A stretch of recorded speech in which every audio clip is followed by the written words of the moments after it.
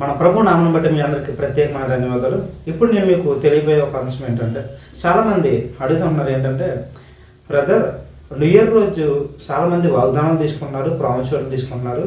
అసలు నిజంగా ప్రామిస్వర్లు తీసుకొచ్చా? బైబిల్ ఎక్కడన్నా ప్రామిస్వర్లు తీసుకోమని ఉందా అని అంటే అది ప్రశ్నార్థకమైన విషయమే మీరు అన్నట్టే. కానీ బైబిల్లో ఉన్న ప్రతి మాట కూడా అసలు చాలామంది చర్చకు వస్తూ ఉంటారు. న్యూ ఇయర్ రోజు అనుభూతికి ప్రతి ఒక్కరు కూడా చర్చకు వచ్చేవాళ్ళు ప్రామిస్వర్లు తీసుకుంటుంటారు. కానీ అది నిజంగా వాళ్ళ జీవితంలో జరుగుతుందా? నిజంగా వాళ్ళ కోసం వస్తుందా? ఏదో పాస్టర్ గారు వస్తారు, సంఘస్థులందరికీ ఇస్తారు, సంఘస్థులందరూ ఏదో ఒక ప్రామిస్వర్డ్ తీసుకుని వెళ్ళిపోతారని అనుకుంటారు. కానీ నిజంగా ప్రామిస్వర్డ్ తీసుకొచ్చా అని మనం ఆలోచించినట్లయితే ప్రామిస్వర్డ్ తీసుకోవడంలో ఎటువంటి తప్పు లేదు. ఎందుకంటే ప్రామిస్వర్డ్ అనేది కంప్లీట్గా అది వాక్యము, దేవుని వాక్యము బైబిల్లో ఉంది. అసలు బైబిల్లో ఉన్న ప్రతి మాట కూడా దేవునికి సంబంధించింది. బైబిల్లో ఉన్న ప్రతి మాట కూడా దేవునికి సంబంధించింది. అందుకనే మనం యోహాను సువార్త మొదలైతే మనం చూసినట్లయితే అందులో ఒక మాట ఉంటుంది, ఆది యందు వాక్యం ఉండెను, వాక్యము దేవుని యొద్ద ఉండెను, వాక్యము దేవుడై ఉండెను అనుకున్నాను. అంటే ఏంటి? వాక్యము దేవుడై ఉన్నాడు. అసలు మాట్లాడేవాడే దేవుడు. ఇప్పుడు మీకు వచ్చే చాలామంది చర్చకు వచ్చే ప్రామిస్వర్డ్ తీసుకుంటారు కదా, అవన్నీ ఏంటి? దేవునికి సంబంధించినవి. మనం ఒక మాట నమ్మాలి.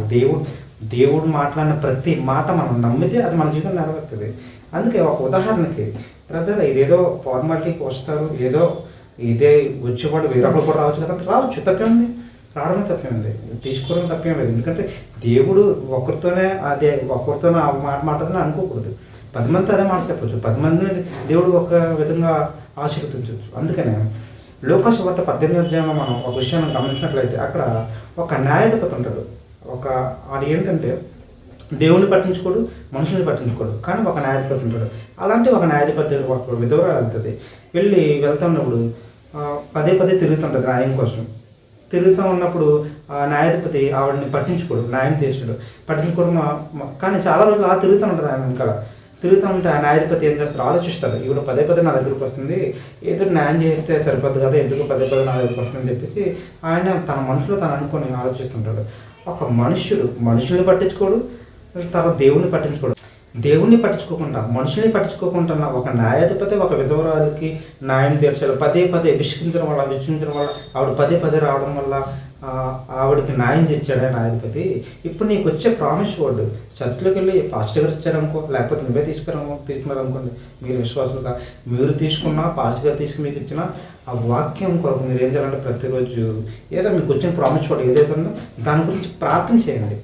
లోకాసు వార్త 18వ అధ్యాయం 7వ వచనంలో ఒక మాట ఉంటుంది. అందుకనే ఏంటంటే, దేవుడు తాను ఏర్పరచుకున్న వారు దివారాత్రులు తనను గూర్చి మొరపెట్టుకుంటుండగా వారికి న్యాయం తీర్చడా అనుకుంటుంది. అంటే దీనికి అర్థం ఏంటంటే, మనము ఒక మాట గురించి దేవుణ్ణి మనం అడగాలి. దేవుడు న్యాయవంతుడు, మనం పదే అడగాలి దేవుడిని. నీ విసుగుత నీకు న్యాయం తీరే వరకు నీకు ఏదన్నా నీ జీవితంలో జరగలేదా, నువ్వు దాని గురించి పదే దేవుడిని అడుగు. ఇప్పుడు నీకు ఈ సంవత్సరం ఏదో ప్రామిస్ కోడ్ వచ్చింది, ఏదో వాగ్దానం వచ్చింది, ఆ వాగ్దానం దేవా నాకు ఇది ఇచ్చావు, నువ్వు నమ్ము.